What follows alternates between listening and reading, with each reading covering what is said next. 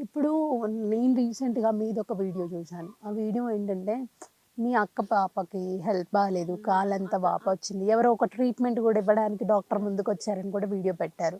So, ఏంటంటే problem? ఏం చెప్పారసలు? Madam అది కూడా ఆహ్, రక్తంలో ఇన్ఫెక్షన్ ఉంది అన్నారు. దానికి కూడా రోజు టెన్షన్ పడుతూ ఉంటాను మేడం. నేను అక్క కూతురు కదా! నేనైతే అస్సలు హెల్ప్ చేయలేకపోతున్నాను అనేసి చాలా బాధపడుతూ ఉంటాను నేనైతే. అంతేనండి. ఉంటుంది గదా! అక్క కూతురు గదా! అందులో తీసుకొచ్చుకున్నట్టున్నారు గదా! హాలిడేస్‌కి మొన్న.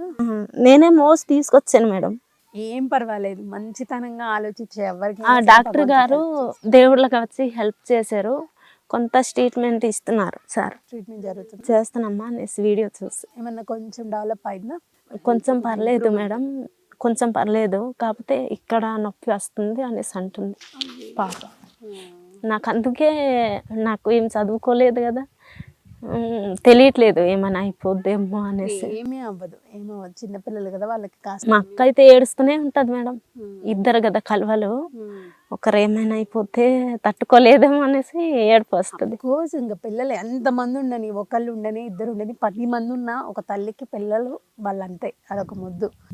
అలాంటి వాళ్ళకి అందరికి హెల్ప్ చేద్దాం అన్నట్టు అనిపిస్తుంది అంతే. అవును. మీ వీడియోస్ చూసానంటే మీరు ఈ పరిస్థితిలో ఉండి నలుగురు పిల్లలున్నారు. మీ బావగారు ఇద్దరు పిల్లలున్నారు. వాళ్ళకి ఫీజులు కట్టుకుంటూ మీ జీవనాన్ని కొనసాగిస్తూ ఉండాల్సిన మీరు ఎవరో పాపం మీకోసం మిమ్మల్ని అభిమానించే వాళ్ళు చీరలు, దుప్పట్లు అవన్నీ పంపిస్తే అవి మీ ఊర్లో ఉన్న వాళ్ళకి పేదవాళ్ళకి మీరు హెల్ప్ చేశారు. ఆ వీడియో కూడా చూశాను.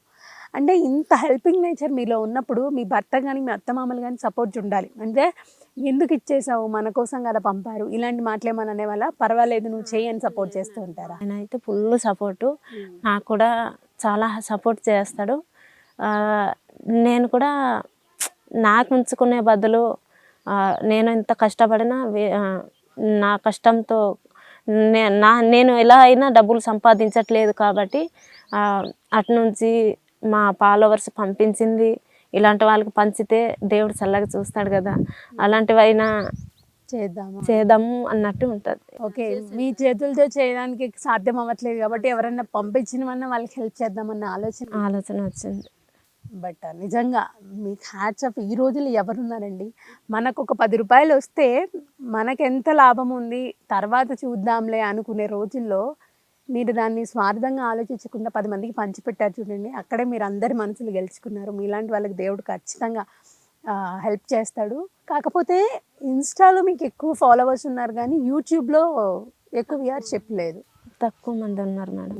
యూట్యూబ్‌లో కూడా వస్తుందిలేండి. ఉండే కొద్దీ మీరు ఒక ఇన్‌స్టాలో మీకు ఎలాగో వీడియోస్ పోతున్నాయి కాబట్టి నాకు ఒక యూట్యూబ్ ఛానల్ ఉంది. సబ్స్క్రైబ్ చేయండి. నేను కూడా ఒక వీడియో చేయండి. చేస్తే మేబీ అది కూడా రీచ్ అయ్యి వెళ్ళే అవకాశం ఉంటుంది కదా. చేస్తాను మేడం. మీ అత్త సపోర్ట్ ఎలా ఉంటుంది మీకు? మా అత్త కూడా సపోర్ట్ చేస్తుంది మేడం. అవునా? అత్త కూడా మరి ఇప్పుడు వాళ్ళ ఆయన లేరు. ఆవిడ ఆటోలు లగేజ్ తెచ్చుకొని చిన్న అదే కొట్టు చేసి ఏదేదో అమ్ముకుంటుంది. ఆవిడ కూడా పాపం కొడుకు భర్త చచ్చిపోక ఇటు అటు తిరగలేదు పాపం ఆవిడ కూడా. అంతే బాధ ఉంటుంది కదా, ఒకేసారి కొడుకు భర్త ఇద్దరు లేకపోతే ఆవిడకి చాలా ఇబ్బంది. ఏడుస్తూనే ఉంటుంది. అందుకే మా అత్తగారు కూడా మొహం వాచిపోతూ ఉంటుంది మేడం. ఏడుస్తూనే ఉంటారు. మీరు చెప్పండి, మరి ముఖ్యంగా మిమ్మల్ని అడుగుదాం అనుకునేది ఏంటంటే సీత గారు, మామూలుగా మీ డ్రీమ్ ఏంటంటే ఇలా హెల్ప్ చేస్తూ ఉండాలనా, లేకపోతే మీకంటూ ఒక సొంత ఇల్లు మంచిగా కట్టుకొని పిల్లల్ని బాగా చూసుకుందాము ఇలాంటి కోరిక ఏమైనా ఉందా? మేమైతే పిల్లలకి కూడా ఇల్లు ఉండాలి మేడం, ఇల్లు కూడా కట్టుకోవాలి. నేనైతే మెయిన్గా మా విలేజ్ వాళ్ళకి చాలామంది ఉన్నారు మేడం, వాళ్ళకి ముందుగా చూడాలి అని నా డ్రీమ్ అయితే. అంటే పేదవాళ్ళు ఎక్కువ, అంటే అనాథ పిల్లలు ఎక్కువ ఉన్నారు మేడం, ముగ్గురు లేని వాళ్ళు ఎక్కువ ఉన్నారు. వాళ్ళకి నేనైతే అన్నీ హెల్ప్ చేయాలని అనుకుంటున్నాను. అది మీ మెయిన్ డ్రీమ్ అయితే అది. వాళ్ళందరికీ హెల్ప్ చేసి వాళ్ళని చూసుకోవాలి, వాళ్ళందరూ బాగుండాలి. కానీ డబ్బు సమస్య. పర్లేదండి, మీకు యూట్యూబ్ నుంచి ఖచ్చితంగా మంచి రెవెన్యూ వస్తుంది. ఆ రెవెన్యూతోనే మీరు అన్ని మీ పిల్లల ఫీజులు కట్టుకుంటారు, సంతోషంగా వెళ్తాయి. మీరు 10 మందికి హెల్ప్ చేయాలన్నప్పుడు దేవుడు ఎందుకు ఇవ్వరు చెప్పండి, ఖచ్చితంగా ఇస్తాడు. సో ఏంటి సీత గారు, ఇప్పటి వరకు బాధలు మనం చెప్పుకున్నాము. ఇప్పుడు మిమ్మల్ని నవ్వించాలనుకుంటున్నాను. ఎన్ని రోజులు ఇలా బాధపడుతూ ఉంటారు చెప్పండి. సో ఏంటి మీది లవ్ మ్యారేజ్ అంట, ఏంటి సంగతి? మేడం లవ్ మీ మ్యారేజ్. ఆయన మీకు పడిపోయారా, మీరు మీ ఆయనకు పడిపోయారా? ఫస్ట్ మా ఆయన మీ ఆయనే మీకు పడిపోయారు. అవును మేడం. ఎక్కడ ఎలా ఎలా జరిగింది అది? అప్పుడు ఈ స్కూల్ మేడం, కాలేజ్ ఏం లేదు కదా. నేనైతే 10th వరకే వెళ్ళాను. అప్పుడే మా ఆయన కూడా అదే స్కూలా?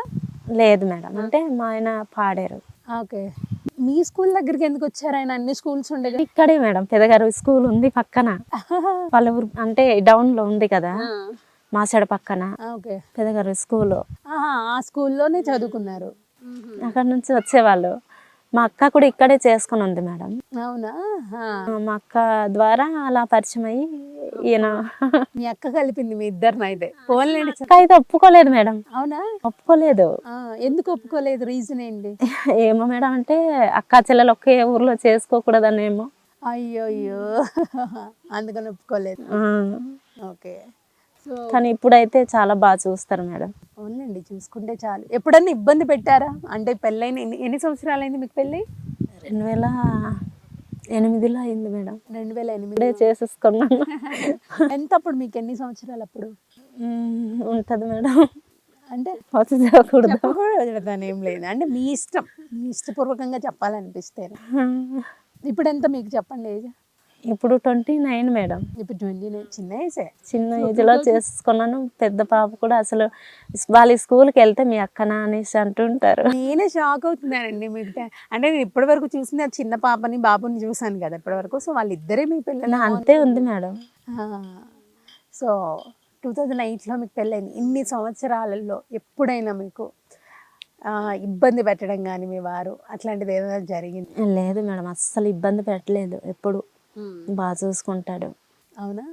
నిజం చెప్పండి. ఇప్పుడు నిజంగా మేడం, ఇప్పుడు ఎప్పుడు గొడవ జరగలేదు మీ ఇద్దరు? ఇప్పుడు కూడా జరగలేదు. కామన్గా జరుగుతూ ఉండే కదా. లేదు మేడం అస్సలు. అవునా? పక్క వాళ్ళకి కూడా అడగండి, ఎవ్వరు ఎప్పుడు తిట్టుకునేదే లేదు. మీ కోపం ఎక్కువ వస్తుందా, మీ వారికి కోపం ఎక్కువ వస్తుందా?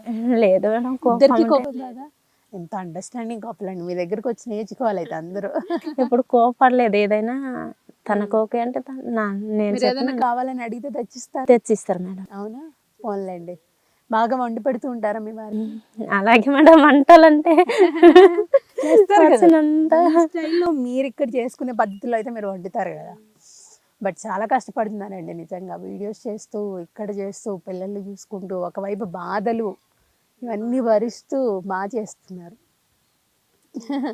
సో మీ ఫేవరెట్ వంట ఏంటి? ఫుడ్ తినేది? Biryani madam. Chicken biryani? Chicken biryani, కానీ మనకు రాదు కదా మేడం. ఇక్కడ వండడం రాదనా? రాదు మేడం. బయటికి వెళ్ళినప్పుడు తింటూ ఉంటారు ఎప్పుడన్నా? బయటికి ఎప్పుడు తినలేదు మేడం, ఎందుకంటే మేము ఎక్కువ ఇక్కడే ఉంటూ ఉంటారు. అయినా అంత దూరం వెళ్ళాలన్నా కూడా చాలా రిస్కే. డబ్బులు ఎక్కువ అయిపోతాయి కూడా. పిల్లలకి వదిలి తినలేదు మేడం ఎప్పుడు. అవునా? పిల్లలకి అస్సలు ఎప్పుడో హోటల్స్కి కానీ ఇద్దరు భార్య భర్తలు వెళ్ళి తినలేదు. ఈసారి ఎప్పుడన్నా వెళ్తుర్లేండి, సరదాగా ట్రై చేయండి. ఎప్పుడన్నా తప్పేముంది? తప్పలేదు. చిన్న చిన్న ముచ్చట్లు ఉంటూ ఉంటాయి కదా. ఇలా టూర్లు కూడా పిల్లలకి పట్టుకుని వెళ్తాం కదా మేడం. అందుకే అక్కడైతే మేము డైరెక్ట్ వండుకొని తీసుకెళ్తాం. స్కూల్ కూడా మేడం వండుకొని వెళ్తాం.